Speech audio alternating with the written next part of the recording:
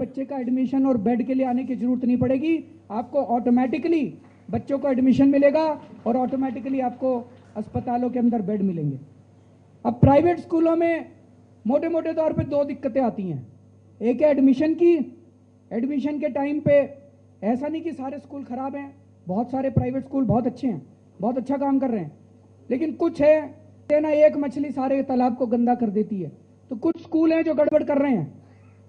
तो दो दिक्कतें मोटी मोटी आती है। एक तो ये कि एडमिशन के टाइम पे गड़बड़ी होती है, और दूसरा ये कि फीस अनाप शनाप बढ़ा देते हैं और बेचारा मरता क्या ना करता है। एक माँ बाप जो है वो अपने बच्चों को पढ़ाने के लिए चाहे कुछ भी करना पड़े, सब कुछ करने के लिए तैयार रहता है। एक बेचारा चाहे जेवर बेचने पड़े, जमीन बेचनी पड़े, वो कहता है मेरा बेटा पढ़ लिख गया तो मेरी पूरी जिंदगी कामयाब हो गई। इस बार एडमिशन प्रोसेस को ठीक करने के लिए कई सारे कदम उठाए हैं। जैसे ईडब्ल्यूएस के लिए इन्होंने बताया बहुत बड़ी पहल है।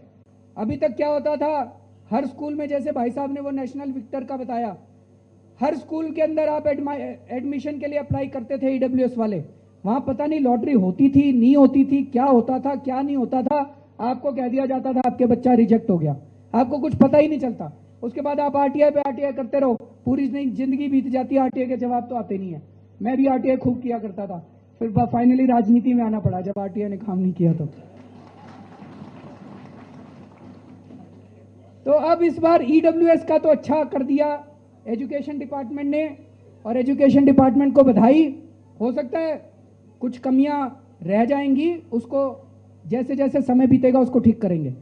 अब दूसरा आता है एजुकेशन में 25% सीट तो ईडब्ल्यूएस की है, बाकी बची 75% सीट।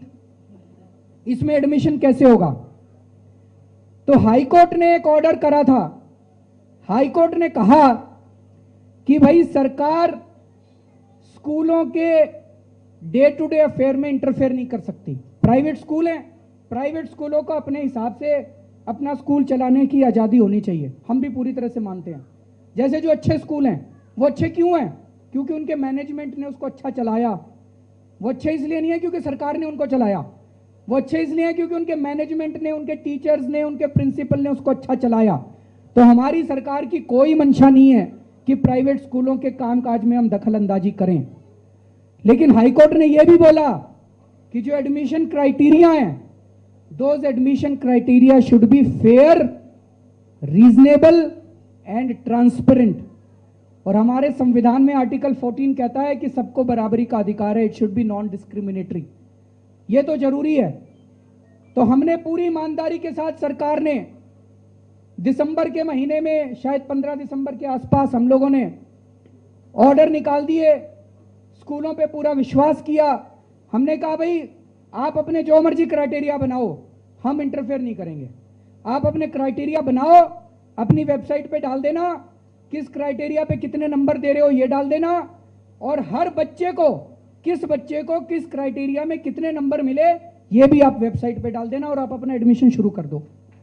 हमने उनको पूरी छूट दे दी, हमने कोई इंटरफेयर नहीं किया। हमें पूरी उम्मीद थी कि ये लोग ईमानदारी से काम करेंगे। 30 दिसंबर तक, 31 दिसंबर तक इनको अपने क्राइटेरिया वेबसाइट पे डालने थे। 31 दिसंबर को जब हमारे एजुकेशन डिपार्टमेंट के लोगों ने सारे क्राइटेरिया देखे, तो कई स्कूलों के क्राइटेरिया देख के हम तो शॉक रह गए। स्कूलों ने क्या लिखा हुआ था? कुछ स्कूलों ने कि अगर माँ बाप वेज नॉन वेज खाते हैं तो उनके बच्चों को एडमिशन नहीं दिया जाएगा। किसी ने लिखा था माँ बाप दारू पीते हैं तो उनके बच्चों को एडमिशन नहीं दिया जाएगा। किसी ने लिखा हुआ था, इस किस्म के कई क्राइटेरिया थे। अगर बिजनेस करते हैं तो दिया जाएगा नहीं दिया जाएगा, सर्विस करते हैं तो दिया जाएगा नहीं दिया जाएगा।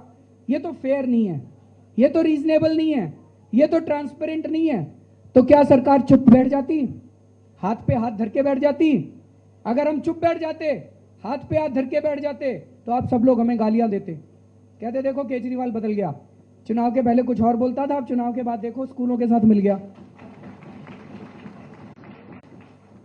तो हमारी मीटिंग हुई थी एजुकेशन डिपार्टमेंट को, मैंने कहा कि सारे जितने स्कूलों के क्राइटेरिया सबकी लिस्ट बनाओ। 5 दिन लगे। कई सारे मीडिया वाले कह रहे थे कि भाई अब क्यों आप इनके अंदर इंटरफेयर कर रहे हो, आपने दिसंबर में क्यों नहीं किया? हमने दिसंबर में विश्वास किया इनके ऊपर, हमने विश्वास किया, हमने कहा भाई जो मर्जी क्राइटेरिया बनाओ, क्राइटेरिया वेबसाइट पे डाल देना, सबको बता देना किस बच्चे को कितने क्राइटेरिया नंबर मिले और आप अपना एडमिशन करो। हमें क्या पता था ये विश्वासघात करेंगे कुछ स्कूल, सारे स्कूल नहीं, हमें क्या पता था ये कुछ स्कूल विश्वासघात करेंगे, तो हम चुप नहीं बैठ सकते थे। तो 31 दिसंबर को हमने सारे क्राइटेरिया लेके बैठे, 5 दिन के अंदर, 5 दिन लगाए, 1,500 स्कूल हैं, इतने सारे क्राइटेरिया थे, 5 दिन के अंदर हमने पूरी एनालिसिस की और 6 जनवरी को हमने ऑर्डर निकाल दिया। हमने कहा ये 62 क्राइटेरिया जो हैं ये गड़बड़ क्राइटेरिया हैं। आप माँ बाप क्या करते हैं उसके बेसिस पे आप बच्चों की छटनी नहीं कर सकते।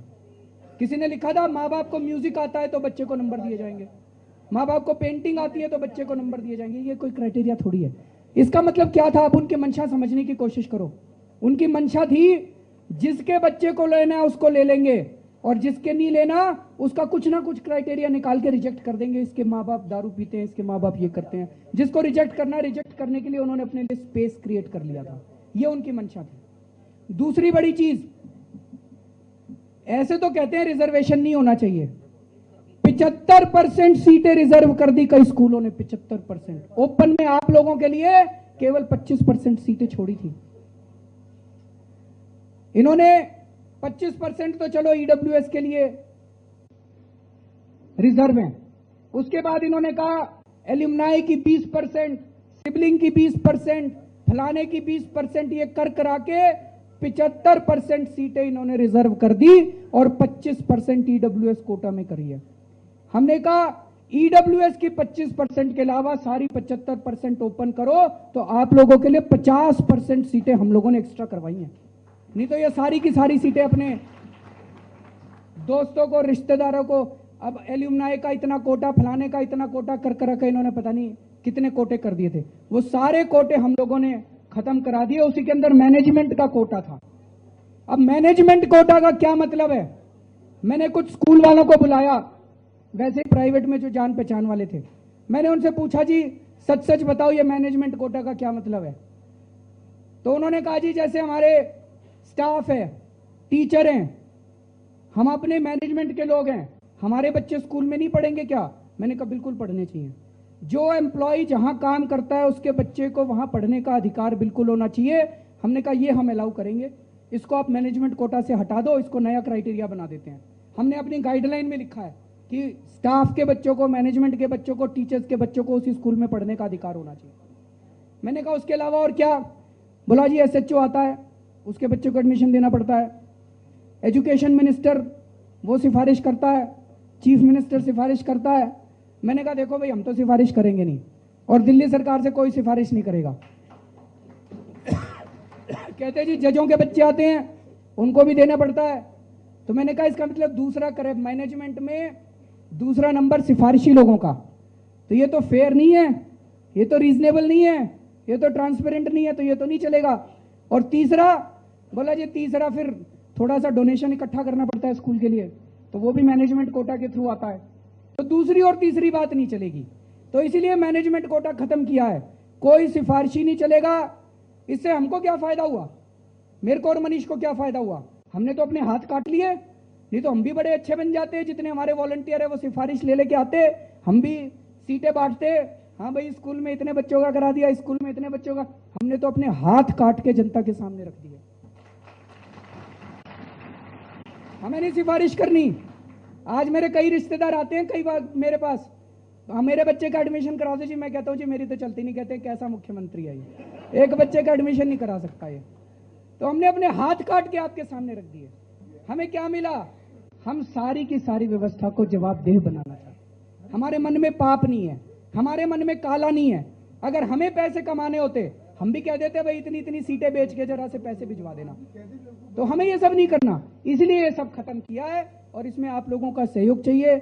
जब से हमने ये किया है, केवल दिल्ली नहीं पूरे देश भर से हमारे पास फोन कॉल और मैसेजेस आ रहे हैं और लोग इतना स्वागत कर रहे हैं कि पहली बार किसी सरकार ने हिम्मत की है कि इस मैनेजमेंट कोटा को एबॉलिश किया है। ये जो कहा जा रहा है बड़ा कंफ्यूजन कर दिया, कंफ्यूजन, कोई कंफ्यूजन नहीं हुआ है। ये सब बेवकूफ बना रहे हैं। बिल्कुल सही सारी चीजें सही टाइम पे चल रही हैं। 22 तारीख तक आपको फॉर्म भरने हैं। 22 तारीख के बाद हर बच्चे को क्राइटेरिया दिया जाएगा, वो क्राइटेरिया वेबसाइट पे डाला जाएगा। सारे स्कूलों को बात माननी पड़ेगी सरकार की। स्कूल नहीं मानेंगे तो उनको डीरिकॉग्नाइज कर दिया जाएगा। सख्त से सख्त कदम उन स्कूलों के खिलाफ उठाया जाएगा। कोई डीले नहीं हुआ है, किसी किस्म का कोई कंफ्यूजन नहीं है, ये बड़ा क्लियर है। आज मीडिया के सारे साथियों को भी मैं बोल रहा हूं, कोई किसी किस्म का कोई कंफ्यूजन नहीं है। ये स्कूल, कुछ स्कूल ये फैलाने की, भ्रम फैलाने की कोशिश करेंगे कि कंफ्यूजन हो गया, फलाना हो गया, ढिमका हो गया। कोई कंफ्यूजन नहीं है, कंफ्यूजन इन्होंने फैला रखा था, अब कंफ्यूजन क्लियर हो गया। एक का फोन आया था, बड़ा गुस्से में मेरे ऊपर चिल्ला रहा था, कहता है जी मैंने पूरी सेटिंग कर ली थी एक स्कूल के साथ मैनेजमेंट कोटा में, आपने सारा मठ मार दिया मेरा। तो ऐसे लोगों को तकलीफ है जिन्होंने इस पूरे सिस्टम को अभी तक गड़बड़ कर रखी है। मैं स्कूलों को भी एक संदेश देना चाहता हूं, हम प्राइवेट स्कूलों के साथ मिलकर काम करना चाहते हैं। हम ये मानते हैं कि प्राइवेट स्कूल दिल्ली की शिक्षा व्यवस्था के अंदर एक बहुत बड़ा महत्वपूर्ण योगदान दे रहे हैं। मेरी उनसे सबसे निवेदन है, आप सब लोगों के साथ बैठ के, मैं समय समय पे कई स्कूलों के साथ बैठा हूं, आपकी जितनी जेन्युइन प्रॉब्लम्स हैं, इससे अच्छी सरकार आपको नहीं मिलेगी जो आपकी सारी प्रॉब्लम्स को सॉल्व कर देगी। लेकिन अगर आपके मन में काला है और अगर आप गड़बड़ करना चाहते हो तो हमसे बुरी सरकार भी आपको नहीं मिलने वाली, फिर हमारे पास नहीं। आज की ये मीटिंग देख के मुझे बहुत अच्छा लगा और मैं अभी पद्मिनी जी को भी बोल रहा था कि ऐसी मीटिंग्स, अभी जैसे आप एक स्कूल से आए हैं, हम इस किस्म की मीटिंग्स बहुत रेगुलरली किया करेंगे।